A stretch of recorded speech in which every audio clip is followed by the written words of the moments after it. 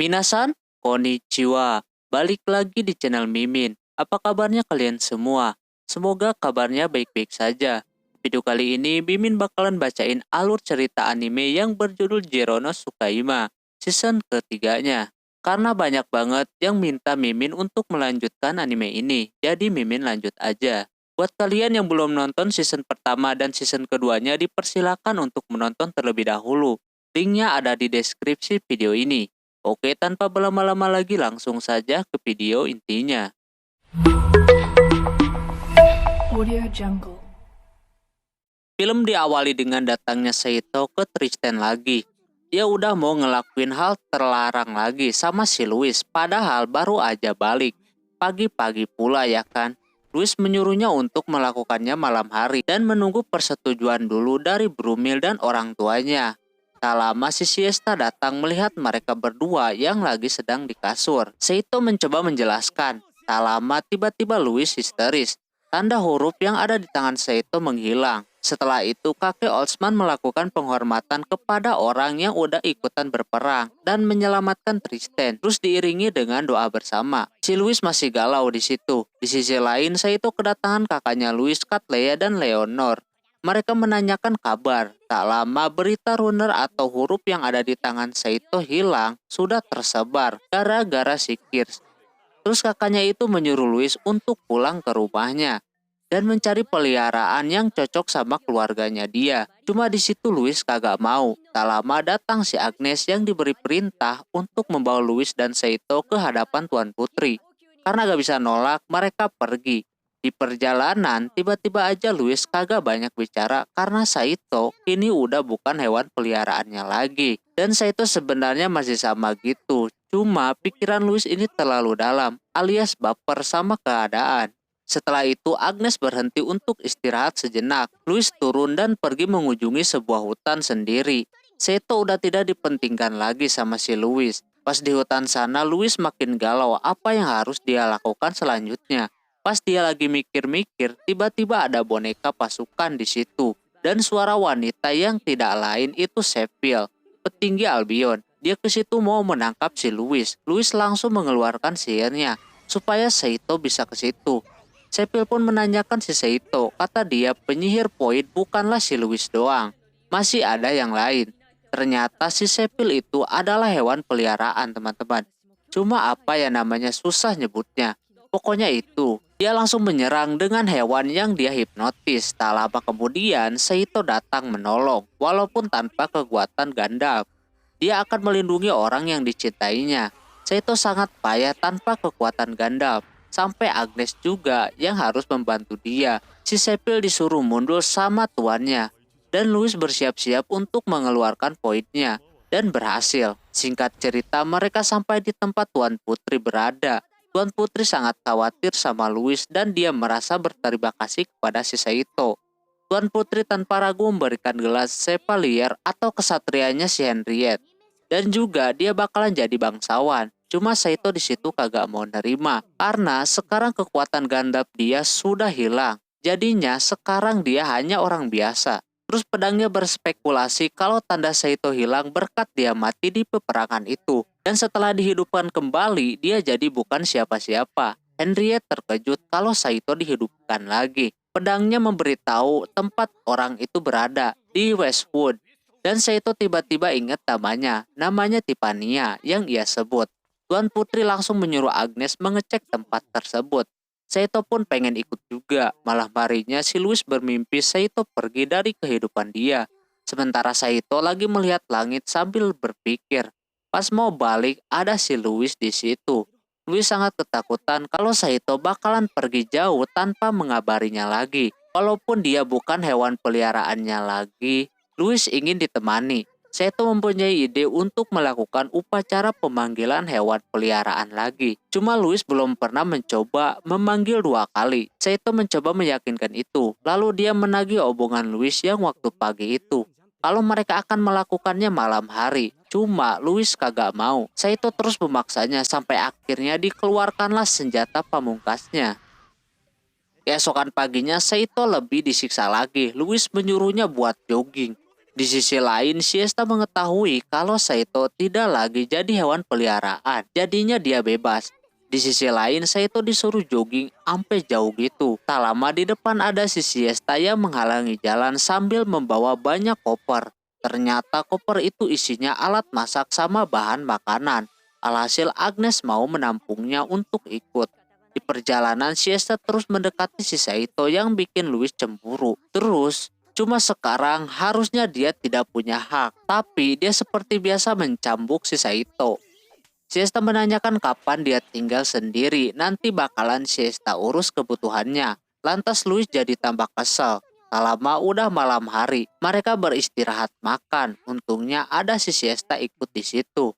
Louis malah pergi ke kereta kuda buat tidur. Kata pedangnya Saito, dia lagi bimbang sekarang. Dia lagi bingung antara harus memanggil hewan peliharaannya lagi atau enggak. Karena dia masih ketakutan. Takutnya bukan Saito yang datang. Dan juga belum pernah ada yang memanggil 2 kali. Tak lama, Agnes mengajak latihan adu pedang. Secara Saito udah kagak bisa lagi menggunakan kekuatannya. Di situ mereka latihan. Saito sangat lemah kalau tanpa kekuatan.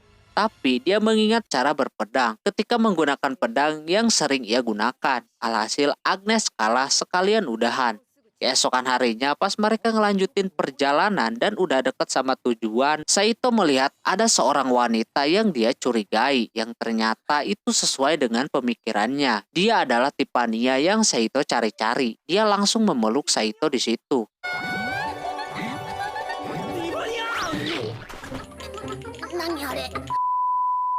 Setelah itu Louis langsung meminta penjelasan apa yang udah terjadi, baru ketemu main peluk-peluk aja. Saito memberitahu kalau Tiffany yang udah nolongin dia, cuma si Louis masih kesal sampai memeriksa kepunyaannya si Tiffany.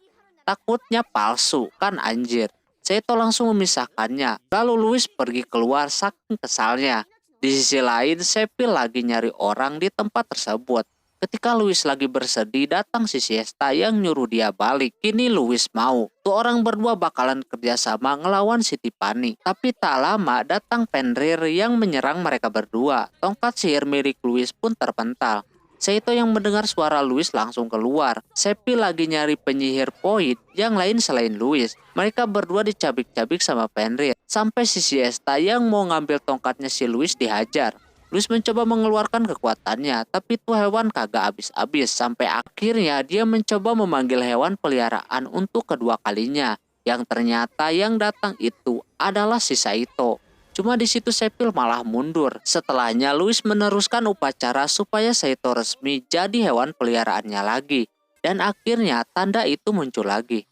Kini Saito menjadi hewan peliharaan si Louis lagi. Berbarengan si Siesta yang bangun dari pingsannya. Setelah itu mereka kembali ke rumahnya si Tiffany. Si Sepil menyampaikan kepada tuannya kalau dia gagal. Ternyata tuannya Joseph.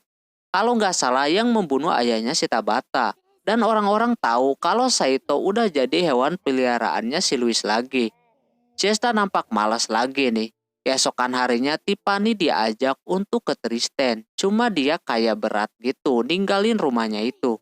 Di perjalanan Tiffany bercerita kalau ibunya udah meninggal. Dan juga dia baru pertama kali keluyuran keluar sampai jauh gini. Sebelumnya 4 tahun dia tinggal di situ terus. Singkat cerita mereka sampai di Tristan. Tiffany baru pertama kali melihat tempat kayak begitu. Terus mereka menemui Tuan Putri. Di situ Tiffany memperkenalkan diri. Cuma di situ dia memakai topi, jadi kehalangan mukanya. Louis menyuruhnya untuk membukanya. Alhasil dia buka, yang ternyata dia seorang elf. Yang mana orang-orang sangat membenci. Tapi tidak sama Tuan Putri. Tiffany disuruh untuk bercerita, kata Tifa, kalau dia setengah elf. Yang mana ibunya menikah sama adipati kerajaan Albion. Alasan kenapa Tiffany hidup sembunyi-sembunyi adalah karena ibunya. Akhirnya Tuan Putri tidak membencinya, malah dia akan melindungi si Tifa. Setelah itu mereka minum teh sambil bercerita yang terjadi. Mereka memberikan informasi tentang si Sepil yang lagi nyari pengguna lain atau sihir point. Tuan Putri menyuruh yang lainnya untuk berhati-hati karena Sepil sangat kuat. Dan juga di situ Saito ditawari buat jadi Chevalier lagi. Di sisi lain di kediaman Joseph kedatangan si Sepil. Dia meminta maaf karena gagal membawa penyihir Void. Tapi Joseph santai aja. Dia mau datang ke sebuah rapat bareng negara lain, terutama Tristan. Dia akan menunjukkan sesuatu kepada mereka secara dia raja yang pemalas. Di sisi lain, Tuan Putri mulai menyadari bahwa ada pengguna sihir Void yang lain. Pas ditanyain ke si Tifa, dia kagak tahu. Yang dia pegang adalah sebuah cincin yang mana batunya hilang setelah menghidupkan si Saito. Di situ diceritakan ketika Saito mati, dia dipindahkan ke tempat si Tifa, itu berkat pedang miliknya, dan bertemu dengan si Tiffany yang baik hati. Lalu ketika Tuan Putri menanyakan apakah dia bisa menggunakan sihir, si Tiffany langsung keinget sesuatu dan memutuskan buat pergi. Malamnya, Joseph udah tahu kalau penyihir Void itu si Tiffany-nya. Di sisi lain, Tiffany sedang menyanyikan sebuah lagu sampai si Saito menghampirinya dan mengajak ngobrol. Saito kagak enak si Tiffany dibawa paksa ke kerajaan itu. Cuma si Tiffany kagak masalah karena dia pun mau lihat dunia luar dan bertemu banyak orang. Tiffany memberitahu kalau dia bisa menggunakan sihir. Dia mengetahui setelah ibunya mau meninggal dan dia mau dibawa ke kerajaan. Makanya dia suka takut kalau ngomongin soal itu. Sihirnya itu warisan dari ibunya. Saito sangat mengerti perasaan si Tiffany karena dia juga hidup bukan dari dunia itu. Keesokan harinya, Saito diangkat langsung oleh Putri Henriette menjadi Chevalier atau kesatria. Di situ juga si Siesta yang akan menjadi pelayannya si Saito. Yang mengejutkan adalah kalau si Tiffany itu adalah saudaranya si Tuan Putri. Katanya pamannya adalah bapaknya si Tifa. Terus Saito mengajak Tifa ke sekolahan, cuma dia masih takut bertemu sama orang-orang di situ. Sebelum pergi, Louis memberikan ceramah kepada Tiffany untuk berani keluar. Kalau tidak, dia bakalan gitu terus. Sesampainya di sekolahan, di situ Saito disambut oleh murid-murid karena udah jadi Chevalier. Guis memberitahu kalau ada grup namanya Kesatria Undin yang terdiri dari kaptennya si Guis dan wakil kaptennya si Saito sendiri. Singkat cerita, para kesatria udah pada latihan dari pagi sampai sore. Di situ Louis terlihat seperti kurang nyaman karena waktu bareng sama Saitonya terpotong. Tak lama kemudian datang si Tiffany, dia terpeleset. Alhasil Saito ketutup sama itu. Dia memberanikan diri ke sekolah dan akan menyembunyikan setengah elfnya itu. Pagi harinya pas Saito mau latihan, tiba-tiba Louis menghalanginya karena pergi kagak pamit mulu. Sebenarnya dia pengen lama-lama sama si Saito. Tapi Louis menyuruh Saito untuk pulang cepat. Di sekolahan Tiffany jadi langsung terkenal dan didekati banyak cowok. Tapi masih ada satu yang dipertanyakan, neneknya asli atau palsu. Terus rekannya si Saito meminta untuk memasukkan Chevalier ke dalam grupnya karena ada Chevalier lain selain Saito. Di sisi lain, Tifa dipaksa buat pengganti topinya, jadinya dia langsung kabur. Di sisi lain, Louis menghayal waktu nanti kalau si Saito pulang ke kamarnya sampai si Siesta enak melihatnya. Sore harinya, Saito mengajak Tabata bergabung. Secara dia Chevalier juga, cuma dia kagak mau. Terus pas di luar, Saito melihat Tiffany lagi dipojokin sama geng cewek yang ketuanya adalah seorang putri yang bernama Putri Beatrice. Sebelumnya Tifa udah kagak sopan katanya kepada dia, jadinya dia meminta untuk membuka topinya. Tak lama Saito datang menghalangi, terus si Guis juga datang dan membujuk si Putri agar supaya tidak mengganggu.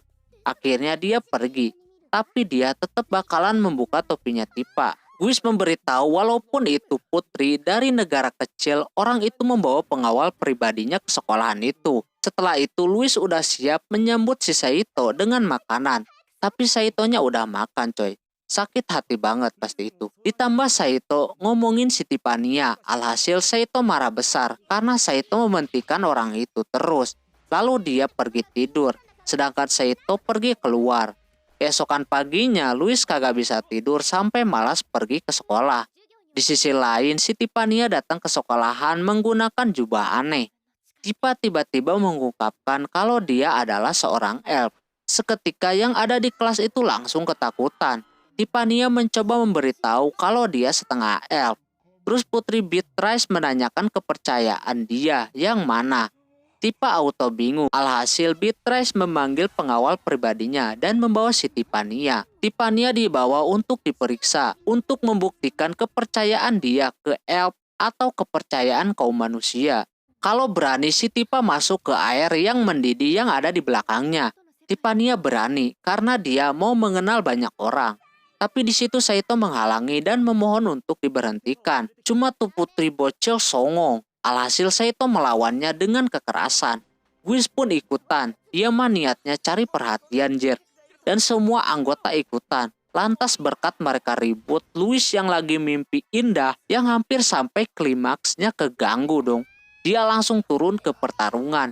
Dan gitulah pokoknya.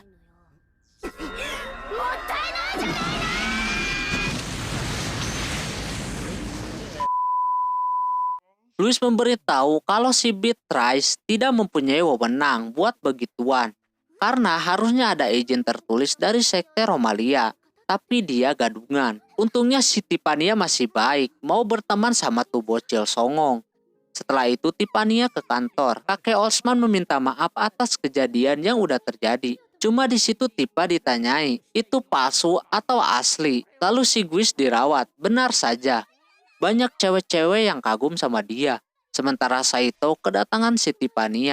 Dia menyuruh Saito memeriksanya. Itu asli atau palsu? Setelah dicoba diraba-raba, ada si Louis sama si Siesta datang. Auto dah.